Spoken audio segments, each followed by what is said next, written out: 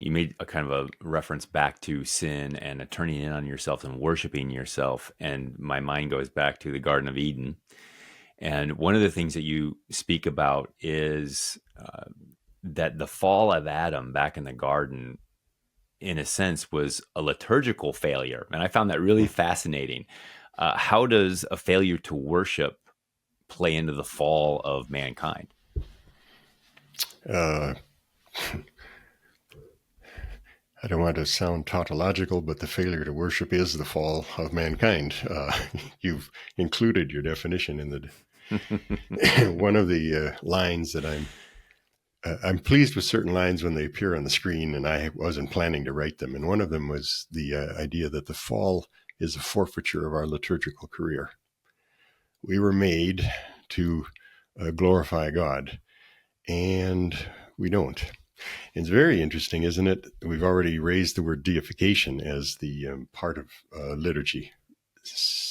Synergistic ascent into deification. Where does deification first appear? Somewhere in the Epistle of Peter. Yes, it's there. Moses. Oh, earlier yet, Genesis. And it's the serpent who says it. You won't die. You'll be deified. You'll be God's. All the church fathers say the problem wasn't that they took the fruit, it's that they took it out of turn, prematurely, not as a gift. They grasped it. Christ was equal with God, but did not grasp at it, but kenosis, emptied himself. Adam and Eve were not God, and they grasped to become God. So I think the self-esteem, self-worship, I'll do it myself, is the failure of a life of communion with God, and I'd like to call that life of communion liturgical. I wondered once whether I could even speak about Adam and Eve needing to do an asceticism. Was there asceticism required before the fall? Well, if it's asceticism defined as dealing with sin, no.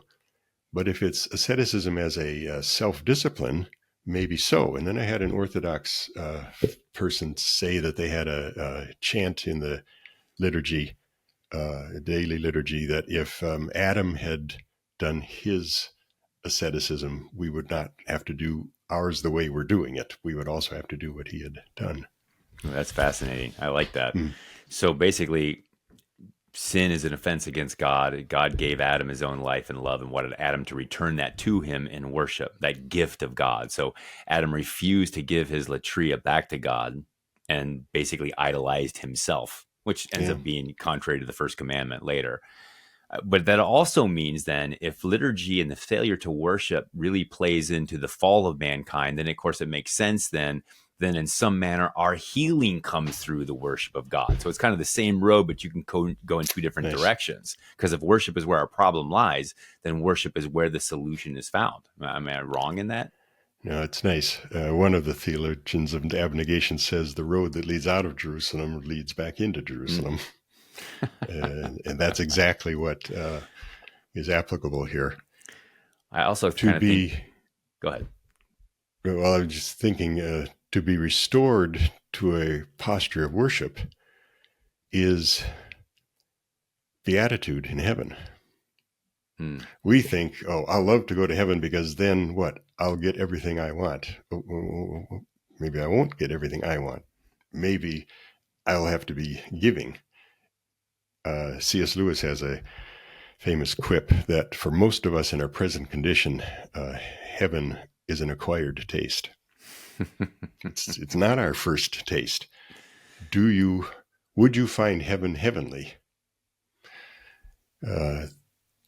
The judge will appear, and he'll either look like light or like fire, heat or enlightenment.